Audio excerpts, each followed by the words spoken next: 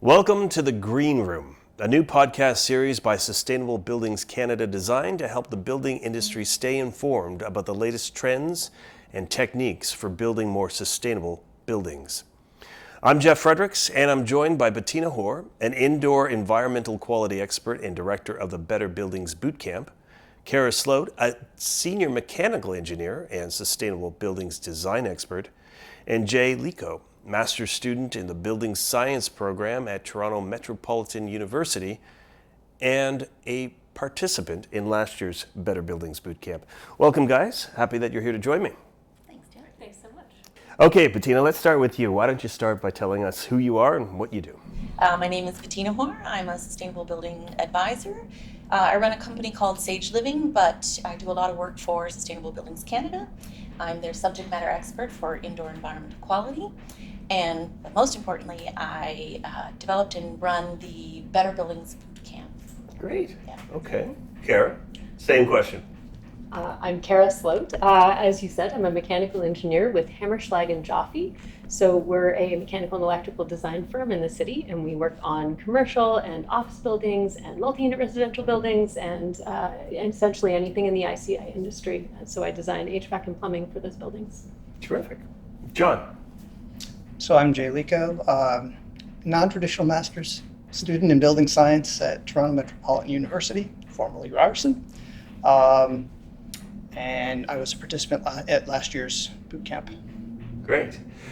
So we're going to come back to that experience that you had, Jay. And why don't we start by hearing a little bit more about how you guys got involved in Sustainable Buildings Canada. And also, I'd like to hear what you think the role of the organization is. So we'll start with you, Bettina. Sure. I joined Sustainable Buildings Canada as a subject matter expert for indoor environmental quality when they were doing the Savings by Design program. And through that work, I was invited to join the board, and it's a really exciting time because buildings are so important. How we design, operate, and continue to manage buildings is critical to our climate change fight. And so Sustainable Buildings Canada is a national organization, and we're really trying to make a difference in how buildings are built. Yeah, terrific. And Cara, same question for you. How did you get involved in the organization? And in your mind, what's the purpose of SBC? Such a good question. I have been involved since I was a participant in a workshop in 2014, and I had so much fun, and they had so much fun with me, I guess, that they invited me back as a mechanical subject matter expert. So I've done over 100 workshops with them, with proponents who bring us buildings, and we work together with all of their experts in the room to make those buildings better. This is one of the things I think that Sustainable Buildings Canada has really led in the industry, and it's an important role. But they also help share information between experts outside of those workshops. I find myself constantly referring colleagues to their website for white papers that they have financed independently that are just really needed in the industry to fill gaps in the knowledge for practitioners as we're trying to hit our climate goals and decarbonizing buildings over the. So if I could just add to that, one of the other things that Sustainable Buildings Canada does, aside from the Savings by Design program and the white papers, is the Green Building Festival, which is an amazing opportunity where they bring together experts from all over the world. It's held once a year. It's a fantastic conference this year, hopefully, again, live, as well as virtually.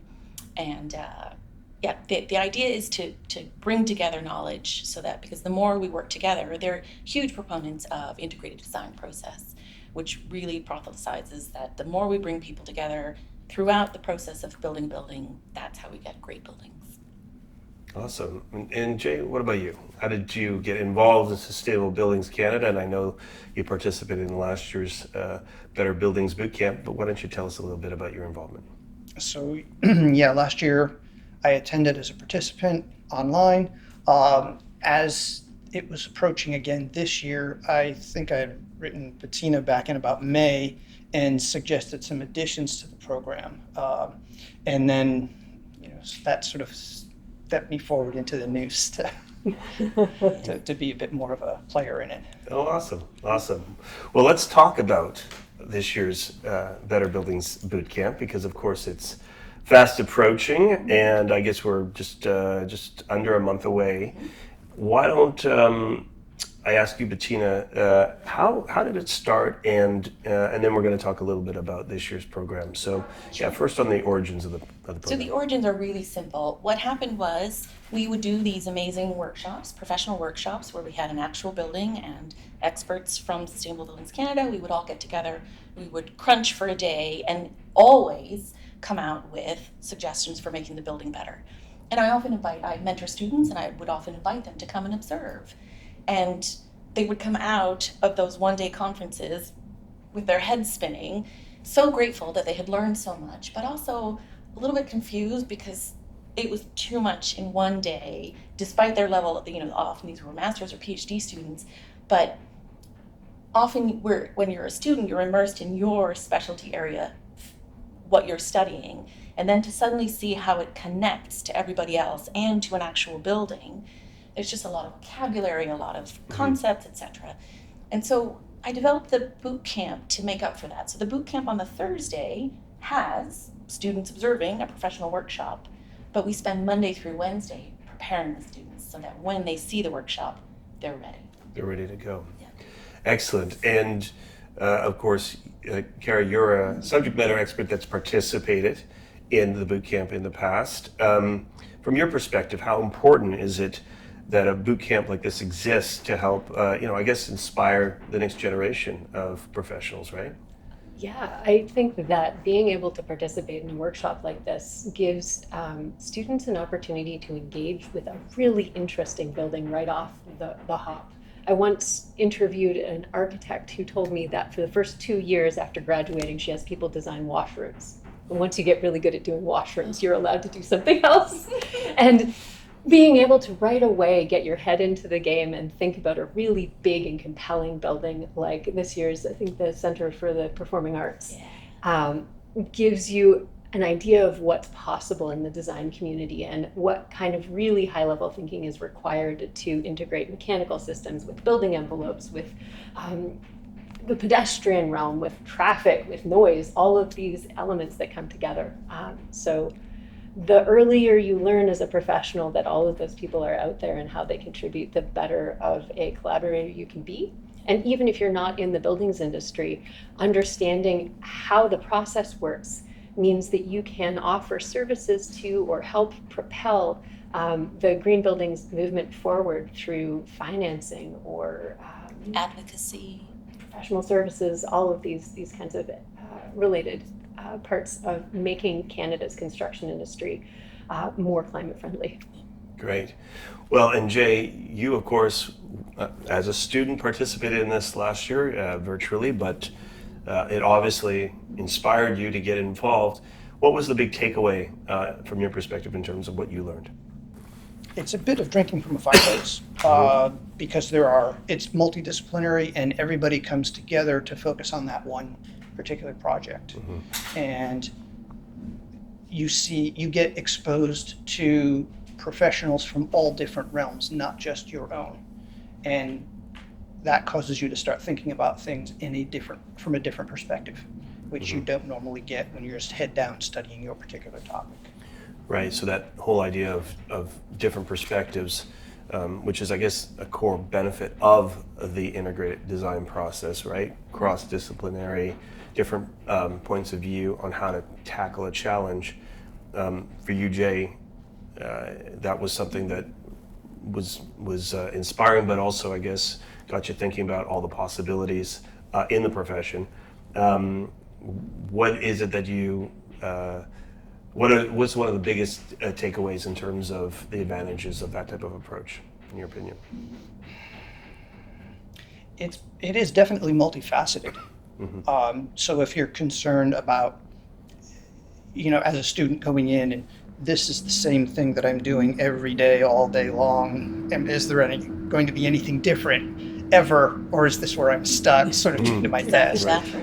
It sort of opens your eyes to all these different possibilities. And just taking a particular project, taking a particular client's perspective and their goals, where they want to see this move to, how can we get things there? What are the different options by which to do that? And then, you've got this whole other team of folks that are coming in, and they've all got their own priorities that they need to meet as well for this same client. And how do you do this without stepping on each other or creatively, coming together and making things, taking it up a level from where you might individually be to where the project can go when everybody comes together and works as a group. Great. And we're going to talk about this year's program in a minute, but last year, the focus was on a U of T building, correct? Bettina, you want to tell us a little bit about that project and maybe even some of the feedback you heard from other students, but also the participants in terms of what the benefits were? One of the things we're really pleased about is the feedback that we get from the proponents of the actual buildings. So last year we worked with David Sasaki, who's the managing director of the properties at the University of Toronto, and we worked specifically on a data science building, and they actually used the student input from the team presentations. It informed their decisions on that project. So not only is it an opportunity for students to participate, but also for the team, the building proponent team, to get points of view that they may not have considered, and to take the feedback back to the professional team and use it. Great. Great. And I guess it's probably a good opportunity then to talk about this year's program. Of course, I think, Cara, you already mentioned it's the St. Lawrence Center of the Performing Arts. Is that correct? And this is a rather iconic building, I suppose, in the sense that it's been around for a while. It's a core piece of the community.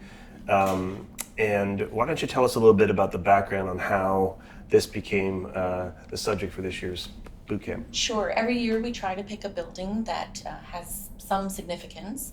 This year is a little bit different in that generally we take a building and we run it through the Savings by Design program.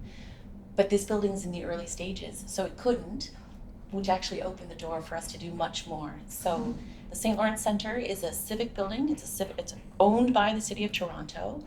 The dream is to make it bigger and better. And because it's a city building, of course, it's going to have to meet the new, more stringent energy efficiency goals and what have you. But the team at TO Live, who's the city agency that manages it, they really want to go beyond. They want this building to be net positive in both in environmental terms, but also in human terms. So it's a huge project, and it's a huge opportunity for us to reimagine how the St. Lawrence Center for the Arts is not only a civic asset, but really a piece of the city that brings us all together and allows us to participate. Great. And Jay, I'm going to ask you to sort of follow up on that notion. As a student, I know we're not looking at just having folks who focus in on buildings per se. We're looking to broaden the appeal and the reach. So Jay, from your perspective, how important is it for the boot camp this year to look at other faculties, say the Faculty of Humanities, or to get more art students involved in participating? From the humanities perspective, they bring to the table, from what I understand of it, they would bring to the table sort of the placemaking. Where does this building fit within the civic stage and the civic center? So you've got community building. From a performing arts perspective, these are the folks that are on stage, and who better to relate the experience than those folks, because that's what they do, rather than why did this engineer put a column right here because these seats can't see. These are the folks that can go, okay, here's what we need, and here's what's going to best suit our practice.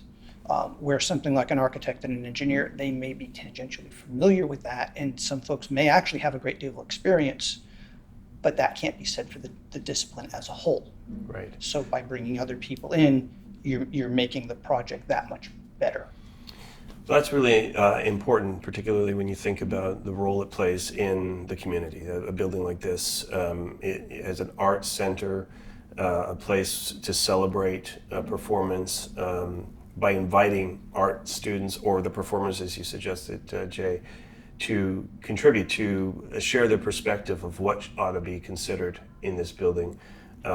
means a lot, I'm sure. And then of course there's the broader community and how they're going to interact with the building from a street level, right?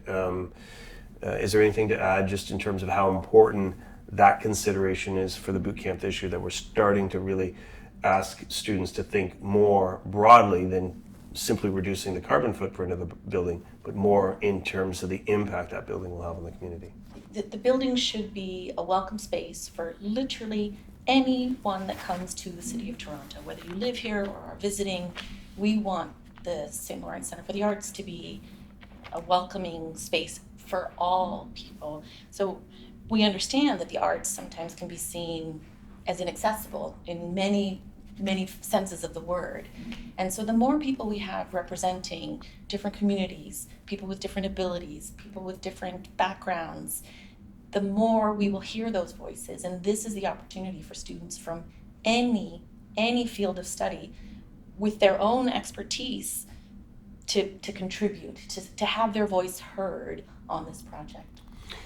And Cara, just in terms of how the integrated design process works, because if we're going to bring all these voices to the table, almost sounds like that could be a bit chaotic to organize. And I want to get your perspective as a subject matter expert on how the integrated design process actually works, so that we don't have, that we have ideas being shared, but we're not like bumping into each other as we're trying to come to some sort of end goal. Such a great question. So, Sustainable Buildings Canada has gotten really good at facilitation over the years. So half of the struggle is making sure you have a framework to capture the ideas and then to create different buckets for those ideas. So when we engage with mechanical systems, we dedicate some time and we have all of the ideas that we've shared about what we want out of the building, and then we focus in on the specifics of how do we heat, how do we cool, how do we ventilate, are there performance requirements beyond that, how do we make those things carbon neutral. And we use the perspectives that we've shared when we're generating ideas to inform those things, and we have everyone at the table to tell me when I'm kind of going down the wrong path. So the stormwater experts and myself will talk about how we're using roof space, for example, but we don't lose track of the ideas. And as these kinds of projects proceed past this 1 week boot camp, the formalization of my plan out of that as a subject matter expert gets written down, and we essentially write down the output. We call those, I'm going to pause here. We call those owner's project requirements and then basis of design documents. So the commissioning field of all people have put a lot of effort into defining how to write down what you've heard from your client so that they can approve it before you wander off and design it. Does that? Yeah, no, that's great. And I think, part of what we're trying to do here is connect with students that may be watching this thinking, should I, sign up for this boot camp? What am I actually going to get out of it? And so Cara, maybe as a follow-up, given that, you're professional in the industry, you're probably asked often from young people, hey, how do I get started in this space? Or what do I need to do in order to get a career off the ground? Is there a message that you have for those folks on why they ought to stop what they're doing right now and go and register for this boot camp? I mean, one of the things that's really hard about mechanical engineering was when I signed up in high school, I had no idea what it was or what the career would look like. So I was lucky enough to go to the University of Waterloo. I did eight co-op terms, and it took me 5 to find something I actually liked doing. So this gives you an opportunity to see professionals in action doing 12 or 14 different roles and get a real feel for what their actual work is, so that you can think, hey, I want to do that with my degree, or vice versa. And this is sometimes more important. Oh, I didn't know that's what that was. I don't want to do that at all. Yeah. Well, and Jay, maybe as a follow-up question to you, just as it relates to that student mindset. We were talking earlier off camera about, idealism and the notion that, I want to change the world. I believe in climate change and fighting climate change. I want to go in and do my part. A boot camp like this, though, also gives you a sense of what's practical, right? I mean, you're hearing from professionals that tell you or can tell you these are some of the things that we realistically can expect to accomplish. How important was that for you last year in hearing some of those sort of firsthand accounts on how things get done in the professional space? Oh, it's always interesting to hear, what the professionals say, and then in the back of your mind, you're thinking, well, what about this? What about this? What about this? And this is actually a great forum where you can actually raise your hand and say, why don't we consider this? Or was this considered? How does this affect that? And then that could feed back to what you said, where the professional may come back and say, let me get back to you on that. I hadn't considered that. And you proceed from there. So there are different, again, perspectives that you're bringing in, and especially in the education, sometimes I think the way many new ideas are brought into these older professions is through the students, because the students, the system, the education system is advancing, and they teach each group of new students sort of current thinking up to the minute. This is the direction things are headed in, because we're doing hands-on research and in various fields and so forth, and then that loops back into the professional practice, where an intern comes in and says, okay, why are we doing this? We just read a paper that said don't do this, and now all of a sudden that's starting to have a ripple effect up the chain to where now the principals are getting involved and saying, okay, maybe we need to rethink this process and or approach it slightly differently from the way we had been doing it. Yeah, great. And I guess, Bettina, from your perspective, when you think back to some of the core objectives of the organization, Sustainable Buildings Canada, and Jay's comments, it is important that we're connecting with that next generation and getting them exposure ultimately to the profession in a way that's different, right? I mean, this environment allows for, as Jay said, you can put up your hand, ask some questions in a sort of, call it safe environment where, question the status quo, ask us a million questions, it's okay. That's what this forum's about, right? So can you elaborate a little bit about students and their importance for SBC? Sure, because there are a lot of forums. Students can go attend conferences, students can attend lectures, etc. But it's rare that students get the chance to work across disciplines. Generally, you're stuck in your field of study, and you're lucky if you can meet some people within your own institution who are, in different fields, let alone other institutions.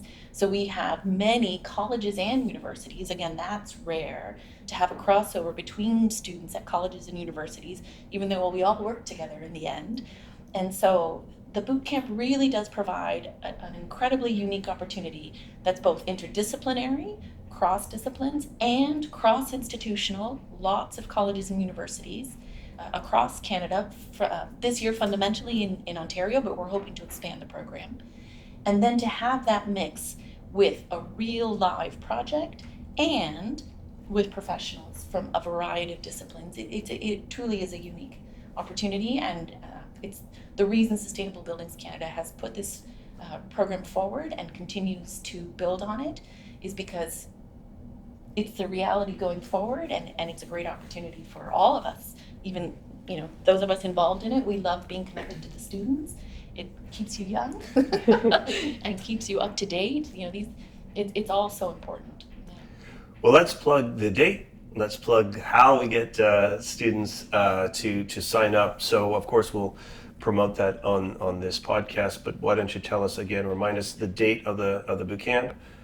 Yep, August 22nd to 26th, 8:30 a.m. to 3 p.m. virtually. And how does one go about registering? So go on to the sbccanada.org website, and there you'll find the boot camp. Click on it. It leads you to the webpage or the application page if you're ready to sign up. And we welcome all of you. Terrific.